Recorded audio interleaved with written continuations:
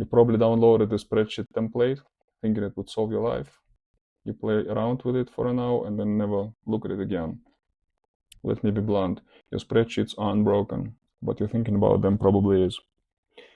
Hello, I'm Zhenia. I used to work as an information designer at The Guardian. I've done a PhD on how we make sense of complex systems, and I'm interested in things that do not work. And in this video, I'm going to try and arm you with 3 simple rules that allow you to clarify your thinking about the spreadsheets. And most importantly, I want to rant about the YouTube tutorials that teach you about all the hard stuff about spreadsheets that you probably don't want to know.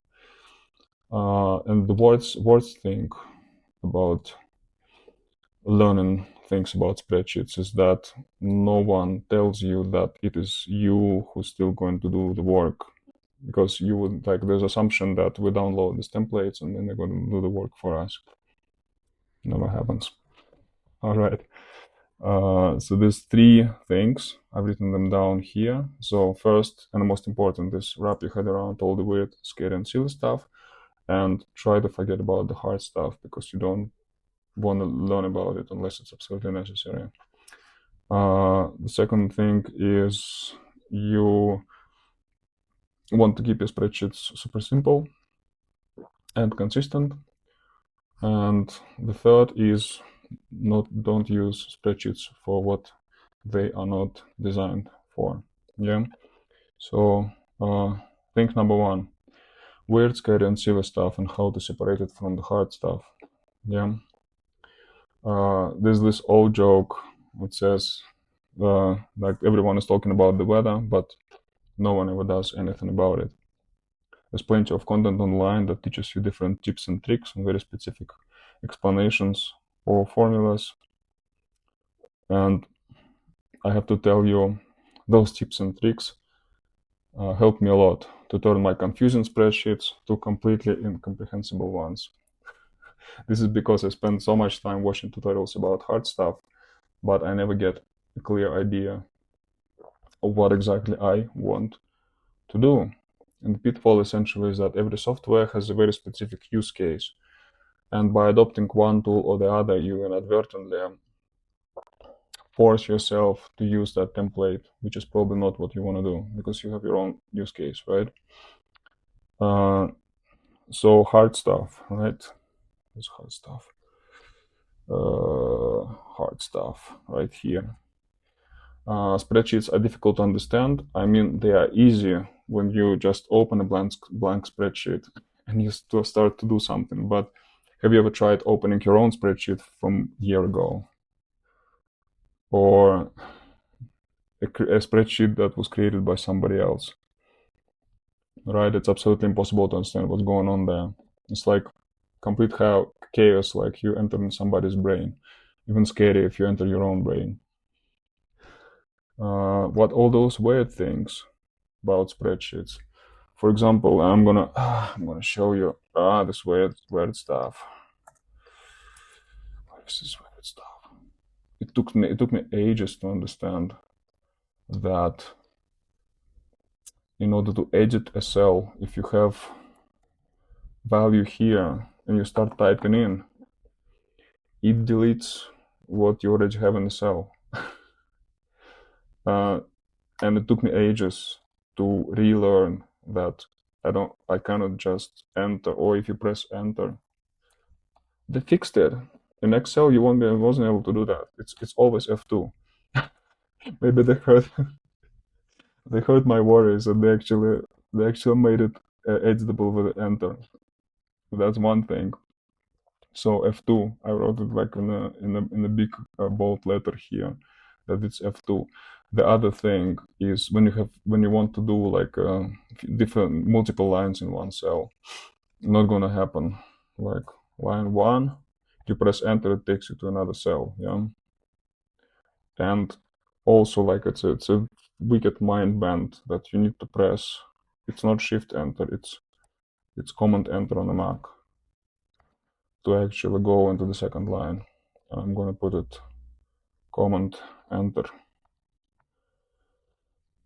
That's another weird bendy thing about spreadsheets. And finally, it's when you start typing in the thing that you already have in another cell, and it gives you the full contents of that previous cell. Like, what the hell? Like, of all these years that I've been using this Google Sheets, I will never had a single case when I actually needed that. It's like, it's crazy. And then you have to wear yourself out of it, especially if you need to type in a lot of what's already there. And then you have to like figure out how to actually get out of it. So that's a tricky thing. It's like they've designed the program with a very specific use case in mind, how everything should be done. And people who don't know about this story, they basically have bad luck. So that's my rant about weird, but also scary. Spreadsheets are more scary than they are joyful. Yeah, obviously, if you do everything correctly and you have nice formulas and you have everything very well lined up, you get the results you want, you can feel a bit of joy. But it's nothing compared to the terror they give you, which is constant. For example, when you work on your finances, where have all my data gone? What the hell? Is it actually true that I spent so much on stupid subscriptions last year? There is no way I owe so much tax. Crazy stuff. It's scary. It's scary. And finally, CV. Yeah, it's not only spreadsheets are stupid; they also make us stupid. It's like previously we were able to actually use a memory and your comprehension ability to learn in primary school to be able to put a few numbers together. Now, once you learn the spreadsheet, you're not going to do it anymore. Like, I'm not going to do it anymore. Why would I calculate anything when I can just spend half an hour arguing with ChatGPT about the formula, then just grab that formula and put it into Google Spreadsheets? It's not like spreadsheets free our time to pursue creative endeavors. They make us think in a weird spreadsheet way and make us ask questions somewhere else, which just makes us lazy. So not only spreadsheets makes us stupid, they also make us lazy without any sense of real comfort, because we won't understand the numbers that the spreadsheets give us anyways. No, never look at them. But I got good news though. Do you know what's not hard work, scary and stupid? To press a like or hit subscribe for this video. If you do this, you not only spread the word about the voice of reason I have on my channel, but also you will find yourself at peace using your spreadsheets only for what they're good for. And having said that, go to the second super important point, which is keep your spreadsheets simple.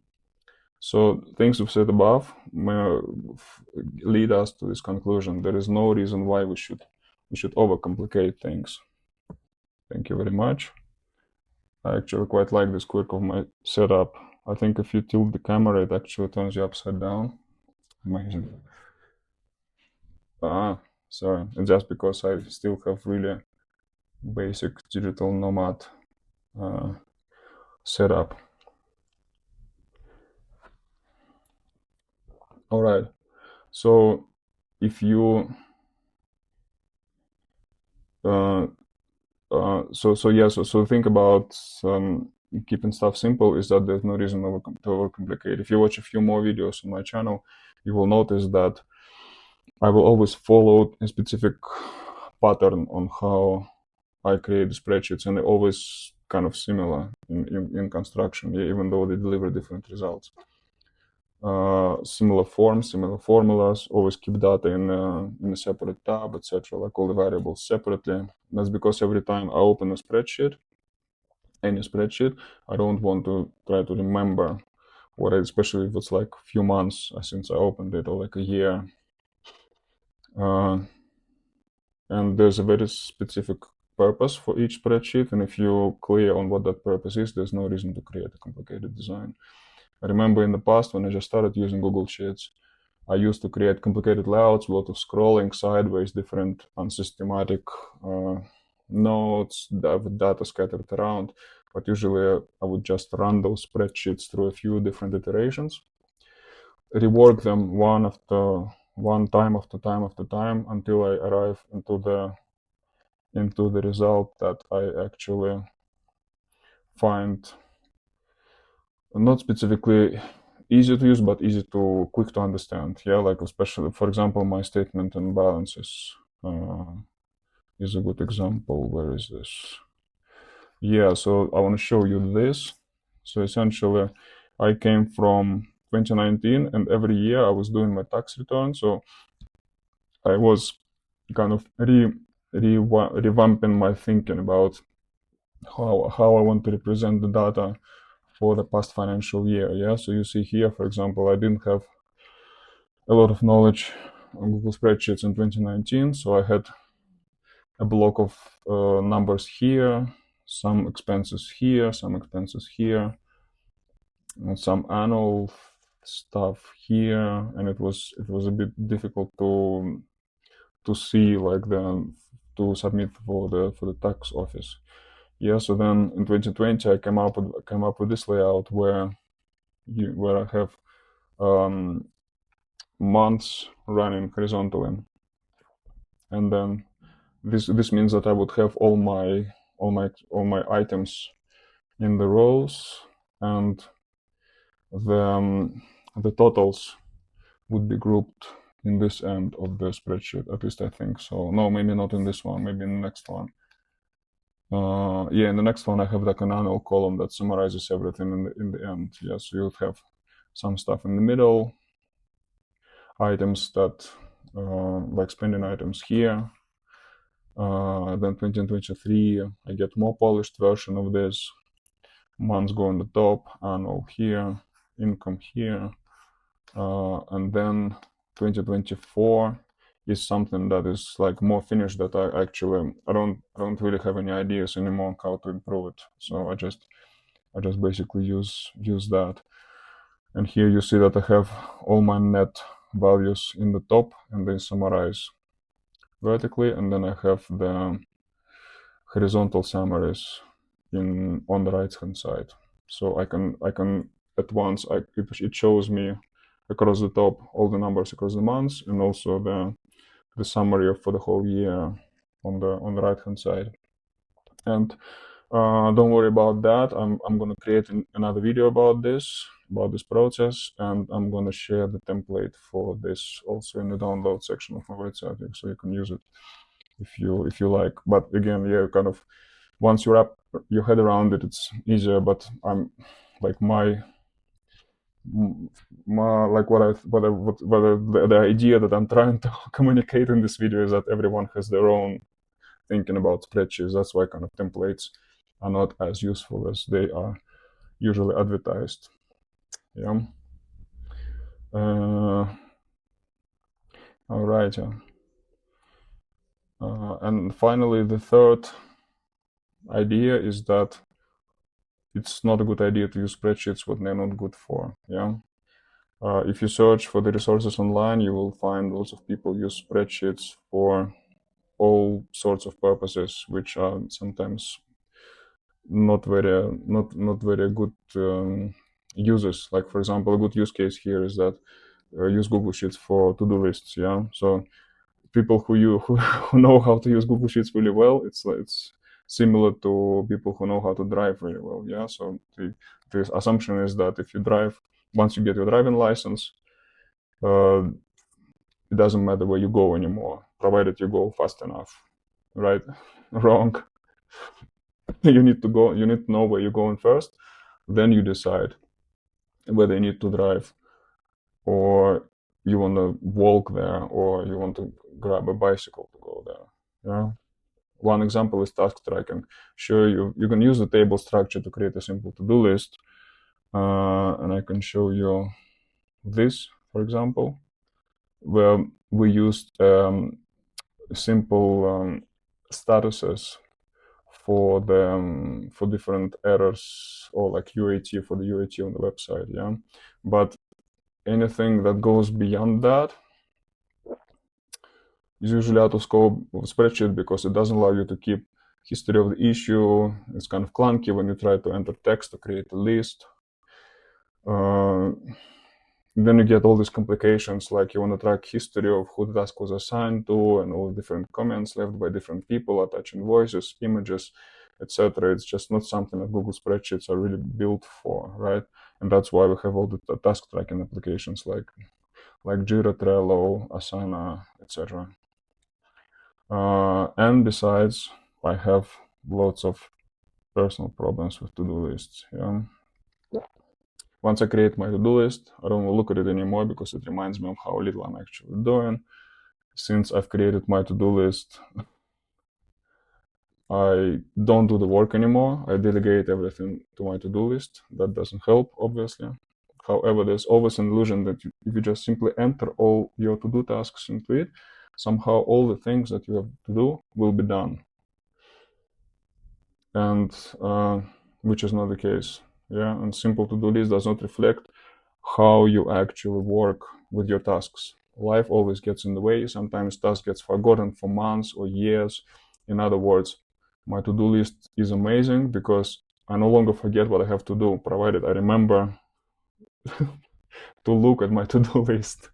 Or even if I remember whether I had a to-do list, or if I have multiple to-do lists, which of the to-do lists I should be looking at. So yeah, sorry about that. I think I need to do a separate video about to-do lists. All right. Well, actually, yeah, maybe there will be a video about task trackers, and because there's some good use cases. So for this video, this is everything.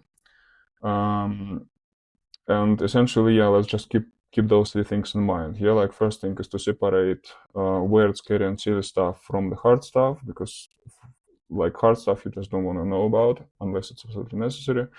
Second thing is keep them absolutely simple and consistent between one another, so that every time you open a new spreadsheet that was done by you, you don't have to remember why and what was the decisions. Yeah. And the third is don't use the spreadsheets for what they're not good for. Yeah. And if you want to see more applications of what I'm talking about here, please check out this video. How do I point to the left? There. So that's a use case of how to do shopping, like organize your shopping lists.